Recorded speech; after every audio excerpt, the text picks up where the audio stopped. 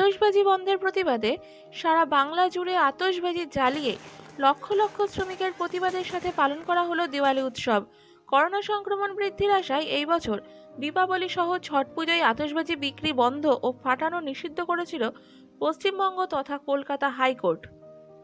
সেই রায়কে চ্যালেঞ্জ করে আদালতে গিয়ে পিটিশন দাখিল করেছিল সারা বাংলা আতশবাজি উন্নয়ন সংগঠন। অবশেষে নৈতিক জয় এলো বাজি শ্রমিকের পক্ষে। মঙ্গলবার থেকে সেই নিষেধাজ্ঞা উঠে গেল। কলকাতার নিমতলা ঘাটে আতশবাজি প্রদর্শনের মাধ্যমে বাবা ভূতনাথকে সাক্ষী রেখেই পুনরায় সাধারণ মানুষের জন্য আতশবাজি বেচা কেনা এবং ব্যবহার করার কথা জানালেন সারা বাংলা আতশবাজি উন্নয়ন সমিতির চেয়ারম্যান বাবলা রায়।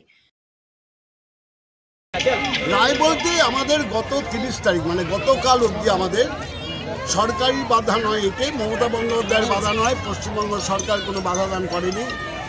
পশ্চিমবঙ্গ তথা কলকাতা হাইকোর্ট এবং সুপ্রিম কোর্টের রায় অনুযায়ী আমরা গতকাল অবধি আতশবাজি জ্বালানো বিক্রয় সব কিছু বন্ধ ছিল।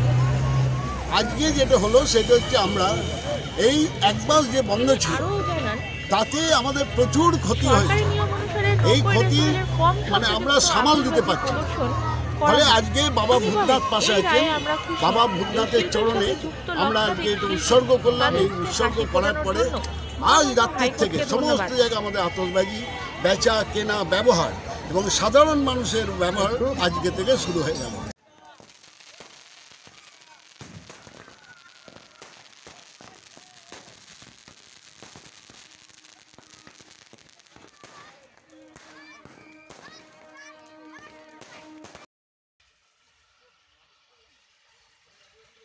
সেটা 90 ডেসিবেলের মধ্যেই, আপনারা যদি মিটার থেকে অনেকে দেখেছেন মিটার দিয়ে 90 ডেসিবেলের মধ্যেই আমরা এই সাউন্ড রেখেছিলাম। যে কত কোটি টাকা সারা ভারতবর্ষে 125, শুধুমাত্র পশ্চিমবাংলায় 90, সেইটাই আমরা মেনে 90 ডেসিবেলে রেখেই আজকে আমরা আতশবাজি করি। তাদের ঘুরে দাঁড়ানোর জন্য আমরা তাকিয়ে আসছি পশ্চিমবঙ্গ সরকারের দিকে। পশ্চিমবঙ্গ সরকারের কাছে আমরা আবেদন করেছি যে প্রতিজনকে অন্তত 15,000 যারা দুস্থ শিল্পী তাদের 2 লক্ষ করে টাকা দেওয়া হোক। আলোচনা চলছে, সমস্ত কাগজপত্র মুখ্যমন্ত্রী নিজে চেয়েছেন আমার সঙ্গে কথা বলার পরেতে। আশা করছি ইতিমধ্যে আমি সমস্ত কাগজপত্র জোগাড় করা শুরু করে দিয়েছি। এই মাসের মধ্যেই আমি সমস্ত কিছু নিয়ে নেব। আশা করি উনি আমাদের দিকে দেখবেন। আর একটা আপনাদের মাধ্যমে আমি বলছি সেটা আমি সেদিনকে কনফারেন্সও ঘোষণা করি, যদি 31শে ডিসেম্বরের মধ্যে সরকার ব্যবস্থা না নেয় এবং শ্রমিকদের দিকে না তাকায়, তাহলে পরে আমরা বাধ্য হব লক্ষ লক্ষ শ্রমিক দিয়ে আগামী জানুয়ারিতে আমরা রাজপথে নেমে কলিকাতাকে অচল করব। সবচেয়ে আমার আনন্দের ব্যাপার, যে কটা রাজ্যে আতশবাজি ছাড় দেওয়া হয়েছিল সেই সমস্ত রাজ্যে দেখা গেছে করোনার গ্যাপ নিচের দিকে। আর অদ্ভুত ব্যাপার, পশ্চিমবাংলায় যারা আজকে আতশবাজি বন্ধ করে দিল সেই লোকটারই করোনা হয়ে গেল বিকাশবাবু।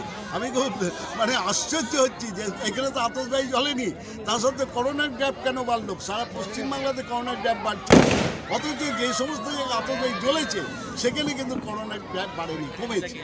আমি মনে হচ্ছে দাবি করেছিলাম আতশবাজির ধোঁয়াতে করোনা পালাবে পালাবে পালাবে। আটকে দেওয়া হয়েছে সেখানে কিন্তু করোনাটা উনি একটু কথা বলে দিলেন বাড়ছে। আবার এখানে যেখানে অ্যালাউ করা হয়েছে সেখানে কিছুমাত্র হলেও কম। দেখুন, করোনা বলে কিছু নেই, কথাটা হচ্ছে কোভিড, তাহলে হচ্ছে নোভেল, নতুন একটা রোগ, নতুন একটা ভাইরাস। তাহলে এটাকে নিয়ে এখন থেকে এত উত্তেজিত হওয়ার কিছু নেই। কিছু হলে বাড়বে, কিছু হলে কমবে, এটা এখনও প্রচুর রিসার্চ চলছে, এখনও কিচ্ছু ঠিক নেই। কবে কতদিন সে রোগী ইনফেক্টিভ থাকবে থাকবে না ইত্যাদি অনেক কথাবার্তা আছে। যেটা নতুন জিনিসকে নিয়ে এতদিনের চলন্ত একটা জীবনধারাকে এইভাবে হঠাৎ সম্পূর্ণভাবে বন্ধ করে দেওয়া, এটার মধ্যে কোনো মনুষ্যত্ব আছে কিনা আমি বিচার বিবেচনা অত শুনতে চাইছি না।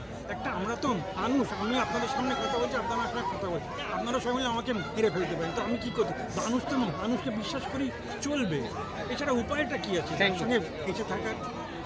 মেবি হয়তো হতে গেলে কিছুটা হয়তো পলিটিক্যাল বায়াসমেন্ট হতে পারে, ঠিক আছে, ওটা কোর্টের রায়, we don't have to say anything about it. But তাহলে আমি মনে করি মানে গরিবের পেটে লাথি মেরে কোনো রকম মানে আমাদের দেখুন এটা যেটা হচ্ছে 2 রকমের মানুষ আছে, একজন বানায়, একজন বিক্রি করে, বা একজন সেটাকে উপভোগ করে। যদি মানুষ উপভোগ না করে সে সুখ শান্তি পাবে না, এবং সে যদি সুখ শান্তি না পায় তাহলে যে বানাচ্ছে তার মানে তার যে কোনোটাই কর্মযোগ্যতা এমনি সেটা ঠিক আছে, কোনো অসুবিধা নেই সেরকমভাবে। আমরা তাও প্রে করছি ভগবানের কাছে বা উচ্চ আদালতের কাছে, মানুষের স্বার্থের কথা ভেবে, মানুষের পেটের কথা ভেবে। কেন আমাদের রাজ্য ছাড়া অন্যান্য রাজ্যে কিন্তু অ্যালাউ করেছে। এই বছরটা দেখুন, এই বছরে প্রত্যেকটা বছরে কোনো কারণে এতদিন ধরে ছিল হচ্ছে সাউন্ড ডেসিবেলের জন্য এটা এবারে কনভার্ট হয়ে গেছে একটা শুনে যে সবই আমাদের মানে নন ব্যান্ড আইটেম, ঠিক আছে।